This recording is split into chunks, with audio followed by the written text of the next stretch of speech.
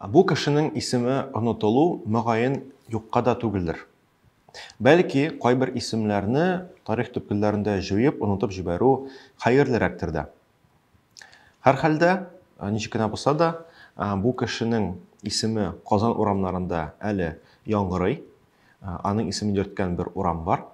Элегрәк Татарстанда чыккан һәрбер китапта аның исемен күрергә мөмкин иде. Чөнки Камил Якуб исемендәге басмаханә бар иде. Безнең героебыз Камил Якуб.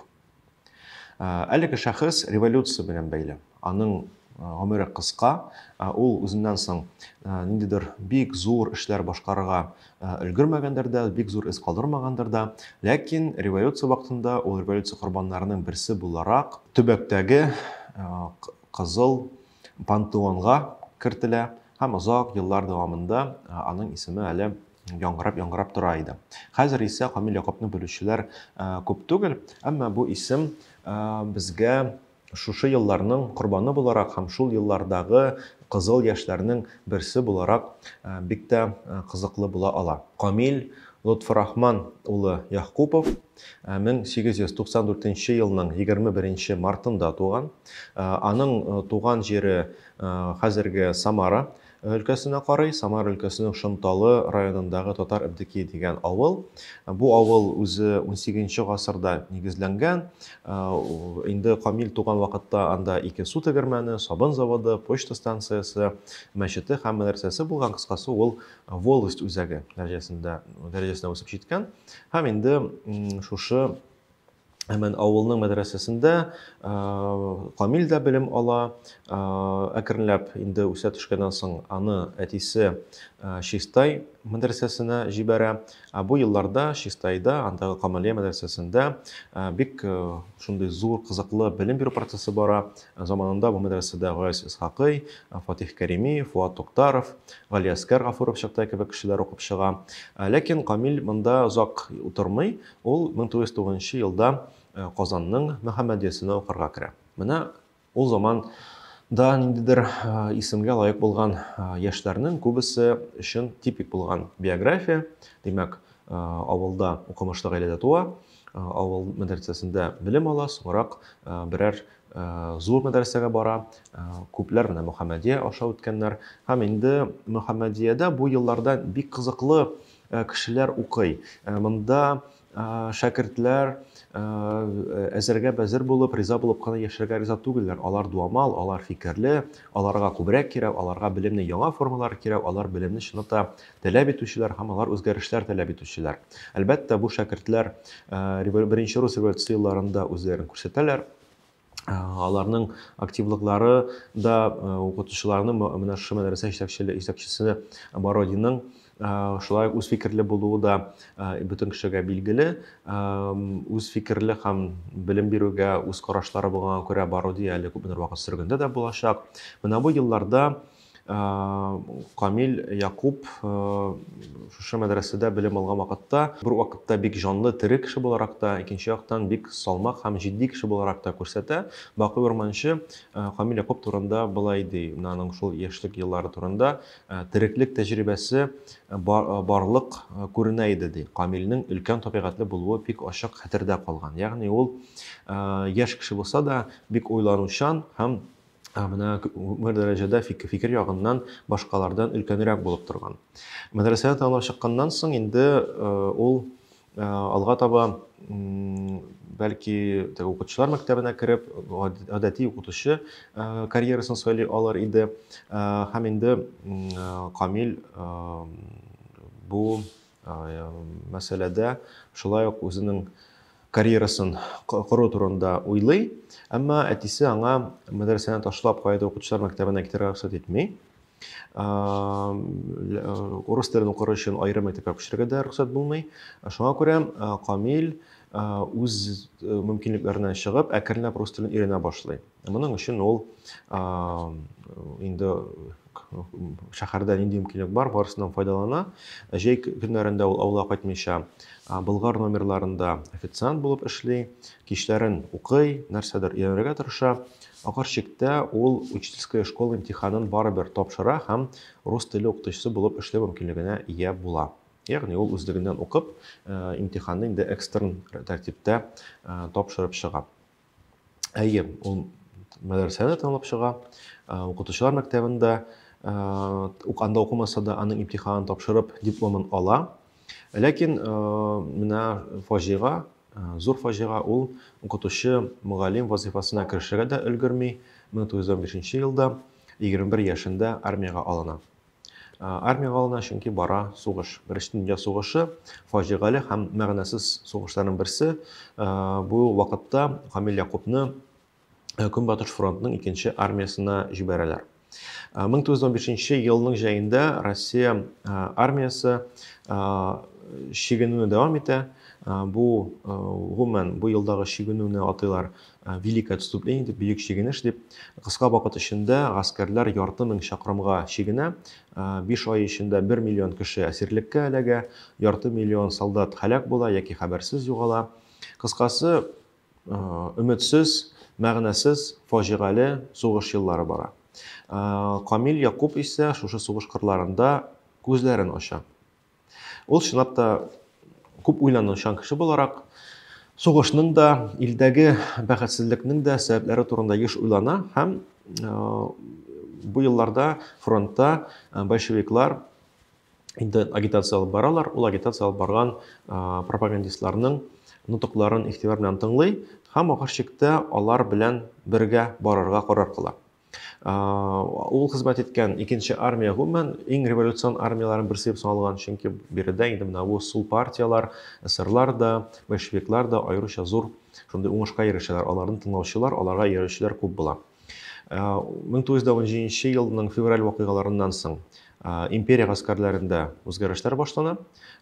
Инде фронтларда фронт комитетлары барга килә һәм инде солдатлар арасында пропаганда алып бару мөмкинлекләре арта.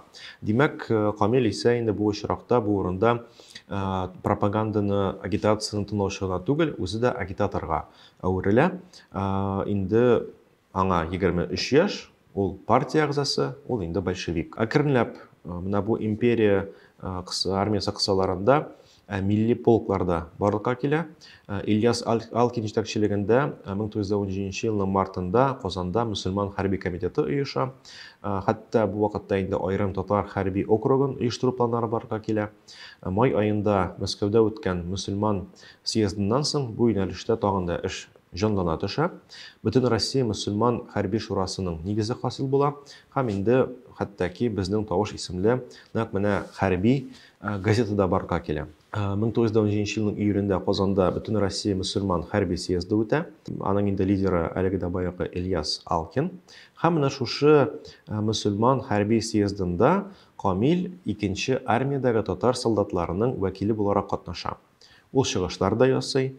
Шушы җыелыш съезд барышында ул татар большевиклары, армиядәге татар большевиклары күзлегеннән үзенең чыгышын ясый. Һәм инде ахыр чиктә барыбер бу хәрби шурага, съездда сайлана хәрби шура, ул шушы оешмага солдатлар вәкиле буларак кертелә. Димәк, моннан соң инде ул Казанда кала, фронтка кайтмый, гомумән фронт таркалуын дәвам итә. 1 елдан соң Россия империясы нигезендә барга килгән Россия Республикасы Германия белән солых төзеячәк һәм инде бөтенләй башка чынбарлык хасил булачак. Шушы вакытта Казанда 95-нче, Уфада 144-нче, ә Симферопольдә 32-нче полк мөселман полкларына әверелә. Ягъни татар хәрби катламы аерым бер шундый булакка килә. Камил Якуб, Якуб Чанышев һәм Мулланур Бахитовлар әлеге полкларны татар полкы гына түгел, нәкъ менә татар большевик полклары итәргә омтылганнар. Ягъни андагы солдатларны кызыллар ягына, ул вакытта әле кызыллар, аклар бүленеше юк, ләкин менә Россия социал-демократик партиясының фиркасының большевик тармагы бар, шушы Ленин фиркасы, Лениннар, Троцкилар фиркасы ягына солдатларны алыштырырга тырышканнар. Бу вакытта Мулланур Вахитов инде Кызыл байрак исемле газета чыгара башлый. Анда шулай Камил Якуб катнаша. Казанда татар большевикларының ул вакытта әле аерым газетлары булмаган, большевизм пропагандасы бурычлары Мөселман социалистлар комитеты тарафыннан Мулла Нур Вахитов җитәкчелегендә чыгарыла торган Кызыл байрак газетасы өстенә төшә дигән факт бар мәкаләдә. Бу газета бушлай таратыла, ул менә шушы 17 елда чыга башлый, аның инде матди базасы бик зәгыйфь була. Гомумән менә матбугатның ул вакытта бик зур көчкә ия булган дәвре һәм димәк газета чыгара аласың икән, димәк син фикер сөрешенә йогынты ясый аласың, җәмгыятькә йогынты ясый аласың. Димәк газета көчле булырга тиеш, ныклы булырга тиеш, аның матди базасы кирәк. Матди база дигәндә, димәк беренче чиратта кәгазь, бастыру типография. Димәк Кызыл байракны исә типографияда бастыру зур мәшәкать була. Бу мәсьәләне башкарып чыгу өчен, бу мәсьәләне хәл итер өчен Камил Якуб җәлеп ителә һәм Камил бик кызык эш башкарып чыга. Ничек икәнлеге аңлашылмый, ләкин замандашлары да, соңрак аның биографлары да болай дип язганнар: типографияда агитация оештыра һәм эшчеләрне социалистлар комитетына чакыра. Нәрсә аңлаткандыр бу әйтеп булмый, ләкин эшчеләр арасында Камил Якуб популяр шәхес булган һәм ул Казандагы Бертуган Кәримовлар басмаханәсендә әлеге кызыл газетаны бастыра башлый. Бәлки яшерен рәвештә басылгандыр, чөнки Кәримовлар басмаханәсендә большевикларның яшерен чыккан газетлары да булган. Ничек кенә булса да, менә шушы Камил Якубның тырышлыгы белән большевик газетасын тәртипләп чыгару башланып китә. Һәм инде газета Казанда, соңрак Мәскәүдә чыгып ала, аның редакторы Мулла Нур Вахитов була, һәм инде анда Җамал Валиди, Сафа Борхан, Мирсәет Солтангалиев, Сәхибгәрәй Сәйдгалиев кебекләрнең язмалары дөнья күргән. Һәм нәкъ менә шушы газета чыгару факты, газета чыгаруга Камил Якубның керткән өлеше Камил Якубның хәтерен, истәлеген мәңгеләштерүгә зур өлеш кертә. Чөнки дәүләт кулына соңрак бу басмахана типография тулысынча күчә, һәм инде дәүләт типографиясына әверелгәннән соң, берләштерелгән дәүләт типографиясе булганнан соң, аңа Камил Якуб исеме бирелә. Бик күп китапларда, совет чорына чыккан бик күп китапларда Камил Якуб исемендәге типографияда басылды дигән язу бар. Типографияның адресы соңрак күчә, үзгәрә, ул Бауман урамында 19 йортка күчеп китәчәк. Ләкин менә инде бик озак еллар дәвамында типографияның атамасы Камил Якуб белән бәйле булачак. Бер нәрсә дә эшләмәгән дисәң дә була. Яки бик шундый әллә ни мөһим дә эш түгел кебек тоела. Бүген күздән караганда, анда бер газетаны чыгарга ярдәм иткән, типография мәсьәләсен хәл иткән дә, һәм менә аңа соңрак инде ул һәлак булганнан соң типографияга исем бирелгән дә, шуңа күрә без аны беләбез, хәтерлибез төсле тоела. Әмма бу гына түгел, Камил Якубның әле тагын бер мөһим эше, гомеренең кульминацион ноктасы бар. Октябрь вакыйгалары барышында Камил Якуб Казанда була.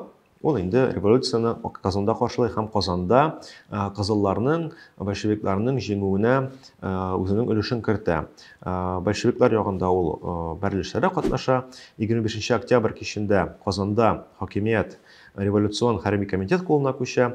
Хәрби шурада, татарларның хәрби шурасы да рәсми рәвештә менә бу совет хөкүмәтен сәламлый һәм хуплый. Менә аларның хуплавына шулай ук Камил Якуб йогынты ясый, чөнки ул Алкинны кызылларны хупларга үгетли. Ашыкта менә Алкин җитәкчелегендә хәрби шура кызылларны хуплый бу вакытта. Һәм инде революцион комитетка татарлардан Гатаулла Баһаветдинов, Якуб Чанышев һәм Камил Якуб кертелә, Мулла Нур Вахитов та кертелә, Солтангалиев та кертелә, ләкин менә монда безгә мөһим инде Камил Якубның шушы яңа Казандагы яңа хакимият эшендә катнашуы. Казанда чынлап та кызыллар хакимияте урнаша, гомумән ил күләмендә әле хакимият мәсьәләсе ашык түгел. Петроградта шулай ук большевиклар, ләкин илнең төрле урыннарында большевиклар хакимиятенә риза булмаган үзәкләр дә барлыкка килә. Ел ахырында һәм 18 ел башында инде әкренләп аклар хәрәкәте оеша. Татарлар исә үзләренең дәүләтчелеген тоту турында уйлана. Бу вакытта Милли Мәҗлес һәм Милли идарә тирәсендә берләшкән татар җәмәгатьчелеге дә бар һәм инде татарның киләчәген Россия Республикасы эчендә, әмма шундый бер мөхтәриятле бер структура, штат яки республика буларак күргән татарлар бик күп. Камил Якуб белән Мулла Нурвахитов менә бу очракта инде алар татарның киләчәген Совет Республикасы, Совет варианты буенча күрәләр. Казан губерниясе территориясында бу идарә органнары да алышынып тора. Большевикларга бу вакытта альтернатива булырдай көчләрнең берсе ул хәрби шура. Һәм хәрби шура Идел-Урал Республикасы идеясын күтәреп чыга. 1918 елның февралендә Казанда Бөтен Россия мөселманнарының икенче хәрби съезды үтә. Һәм инде бу съезд барышында Идел-Урал Республикасы идеясы тагын да ныграк күтәрелә. Камил Якуб исә бу мәсьәләдә Идел-Урал Республикасына каршы була. Чөнки Камил Якуб большевик. Ул большевик партиясы фирка кысаларында әйтелгән шундый линияны алып бара. Безнең Тавыш газетасында Камил Якубның мәкаләсе басыла. Ул шундый кызыклы гына фикерләр әйтә ул мәкаләдә. Дөрес, народный комиссарлар Донда, Украинада, Кырымда сугыш ачты. Ләкин буларның халкына сугыш ачмады бит. Бәлки халык исеменнән сөйли торган милли әлем астына яшеренгән буржуазия, офицерство, гаксыл хәрәкәтчеләргә, ягъни контрреволюционерларга каршы сугыш ачты. Изелгән фәкыйрь халык файдасын һәр нидән бөек идеал итеп тоткан хәзерге хакимиятның бу вазифасы иде. Ул шуны үтәде. Ул Украин фин эшчесенә матди ярдәм итте. Чөнки вөҗданлы күрше үз йортыннан каракларны куалап чыгарып, күршеләрне талаганны сәер итеп тормас. Бәлки күршеләрне караклардан хәләс итәргә тырышалар. Дөрес, бу сугышларда ихтимал гынаксыз демократияның каны түгелә торгандыр. Ләкин монда народный комиссарлар гаепле түгел. Бәлки милләтләрнең башында торып төрле буяулар белән алдап халыкны үзенә корал итүчеләр гаепле. Кызганыч, менә Камил Якуб өчен хәрби шура һәм милләт мәҗлесе идеяларында шундый буржуаз идея булып чыга. Шуңа күрә дә менә бу Идел-Урал Республикасы төзелешенә юл куймас өчен большевикларның революцион штабы хәрби шура җитәкчелеген кулга ала. Камил Якуб та шул вакыйгаларда катнаша. Һәм инде хәрби шурашчыларның алар иреккә чыкканнан соң булак артында съезд эшен дәвам итүе билгеле булгач, Казанда инде фитнә барырга килә. Монда большевиклар белән буржуазия гына түгел, гомумән татар белән татар бер-берсенә каршы куела. Теге якта татар кешесе бар, Камил Якублар, Вахитовлар бар, икенче якта татар кешеләре. Бер ай тирәсе барган шундый бер сәеррәк каршылыкта Камил Якуб булак арты хәрбиләре белән көрәшергә тиешле кызыл дружинаны җитәкли. Хәрби шура тәмам тудырылганнан соң исә Мәскәүдә Татар Башкорт Совет Республикасы идеясы барга килә. Бу проект инде чынга ашырылмый, ләкин аның шундый башлангыч һәрхәлдә декларация игълан ителгән дәверендә Камил Якуб бик актив катнаша, аның проектлары төзүдә катнаша. Һәм инде бу вакыйгалардан соң аның инде партиядагы дәрәҗәсе күтәрелә. Ул Мәскәүдә оештырылган Үзәк мөселман коллегиясенең сәяси бүлеге әгъзасы итеп игълан ителә. Партиянең Көнчыгыш халыклары коммунистик оешмасының үзәк бюросы әгъзасы итеп кабул ителә. Кыскасы, мөселманнар татарлар дөньясында социалистларның шундый бер күренекле вәкиле буларак ул таныла. Инде 18 елның уртасында Казан аклар кулына күчкәч, Камил Якубның эшчәнлеге туктамый, ул Мәскәүдә газета чыгару эшендә катнаша, агитация белән шөгыльләнә. Инде шул елның 10 сентябрендә Казан яңадан алына, аны инде большевиклар азат итә. Шушы елларда инде Камил Якуб Татарстанда, булачак Татарстанда, Казанда, тар дөньясында барган менә бу канлы вакыйгаларда күп катнаша. Шушы татар дөньясы гына түгел, бөтен элекеге империя берничә лагерьга бүленгән дәвердә ул большевиклар кызыллар лагерендагы татар кешесе буларак танылу ала. Бакый Урманчы бу еллар турында шундый бер истәлек теркәп калдырган. Сугыш еллары, димәк, 1914 елдан 1919 елга кадәр аның белән, ягъни Камил Якуб белән очрашу булмаган ди. 1919да Казанда очраштык. Ул хәзерге Киров урамында тора иде. Шунда без утырышып әңгәмә кылдык. Аның хәрби комиссариатта эшләгән вакыты, минем сәнгать мәдрәсәсендә укыган вакыт. Бер көнне мин сәнгать мәдрәсәсеннән чыгып, ул вакыт грузин, хәзерге Карл Маркска атаулы урамнан өйгә кайтып барганда, мине урамда патрульләр тотып, ЧК өенә алып бардылар. Аның вестибюлендә байтак кеше җыелган иде. Еракта тошылар ишетелә иде. Бу июнь көннәре. Минем сертификатларны карагач, иреккә куйдылар. Шушы Камил үтерелгән көн иде. Татар батальонының кузгалышы. Арча кырында Камилне җирләгәндә күп халык җыелган булды. Гыйлемдар Байбатов кайнарындык сөйләде. Тагын кемнәрдер сөйләгән исемдә калган. Камил һәр заман, һәр эштә хөрмәт итәрлек инсан иде.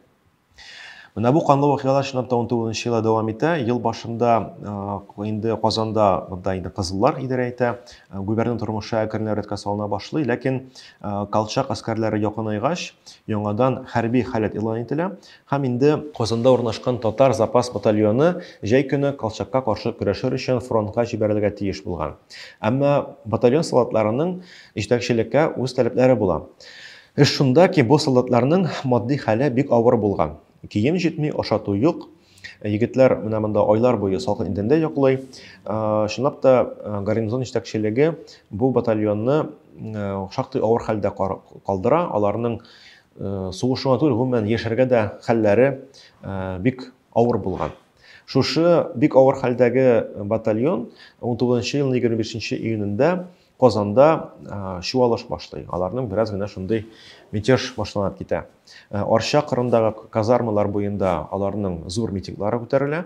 Һәм инде бу хәбәрне ишетеп, Камил Якуб шунда ук солдатлар янына ашыга. Ул үзе солдат кеше, әле кичә генә солдат кеше иде, яңарак кына 2 ел элек кына фронттан кайткан кеше. Минем сүзем солдатларга барып җитәр, аңлашырбыз дип уйлый ул. Шунлап та улар янына бара. Әмма аш ялангач һәм котырынган солдатлар Якубның сүзенә колак салмый. Монда инде аңлашылмый да, нинди хәл булган бу. Ниндидер провокаторларның эшеме, ләкин һәр хәлдә монда провокация элементы да бар. Солдатлар котырынган, аш кешенең ачуы яман.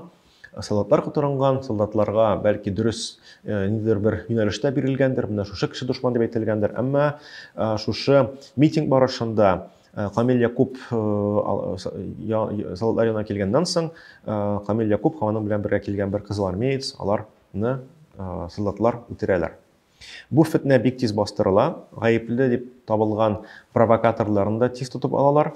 Мондый чуалышны көтмәгән большевиклар үч итәргә дә карар кылалар.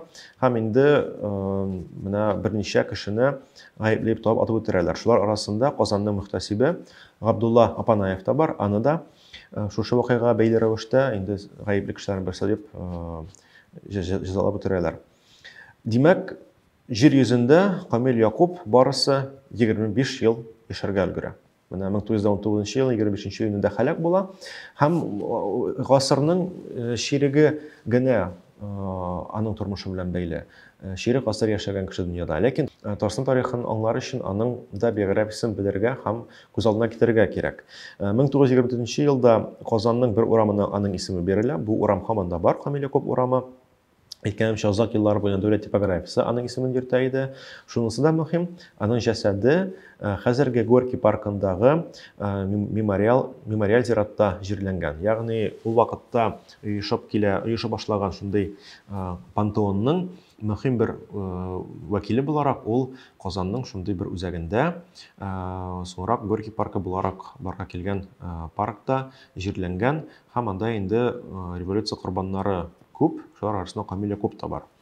Камил Якуб чынлап та корбан, революция корбаны. Озак еллар Совет чорында ул илнең якты киләчәге, халыкның киләчәге өчен һәлак булган кеше дип әйтелә иде. Монда инде киләчәк турында, якты яки караңгы киләчәк турында бәхәсләшергә була. Әмма ни генә булса да, Камил Якуб нәкъ менә татар җәмгыятендә туып үскән кеше буларак, татар халкының, татар солдатларының, татар эшчеләренең, татар крестьяннарының тормышы яхшы якка үзгәрә ала һәм бу үзгәрешләр булсын өчен кызылларның җиңүе кирәк дип ышанган кеше. Аның күңелендә ихлас фикерләр, ихлас идеялар булуына беребез дә шикләнә алмыйдыр. Менә бу революциялар, инкыйлаблар, алар һәр вакыт фаҗига китерә торган хәлләр. Нинди генә идея хакына оештырылсалар да, ахыр чиктә барыбер шул ук халык анда һәлак була. Менә бу Казанда барган канлы вакыйгалар барышында Камил Якуб та, аның оппонентлары да фаҗигаль төстә һәлак булалар. Шушы исем безгә Татарстан АССР, Татарстан Совет Республикасы оеша башлаган дәвердә булган күп санлы фаҗигаләрне яхшырак аңларга ярдәм итә. Инкыйлаб вакыйгалары татар балаларын капма-каршы лагерьларга бүлә. Кан коярга һәм хаксызга һәлак булырга мәҗбүр итә. Камил Якуб исә шул хәлләрнең шаһиты да, катнашучысы да һәм бер символы да. Менә шуңа күрә аның исемен белергә кирәк. Горький паркында булган чакта, әгәр дә ялгыш батырлар аллеясына, мемориаль зиратка килеп керсәгез, анда Камил Якуб һәйкәлен дә карап китегез һәм аның чынлап та шундый фаҗигале вакыйгаларның, революция вакыйгаларының корбаны булуын исегездә тотыгыз.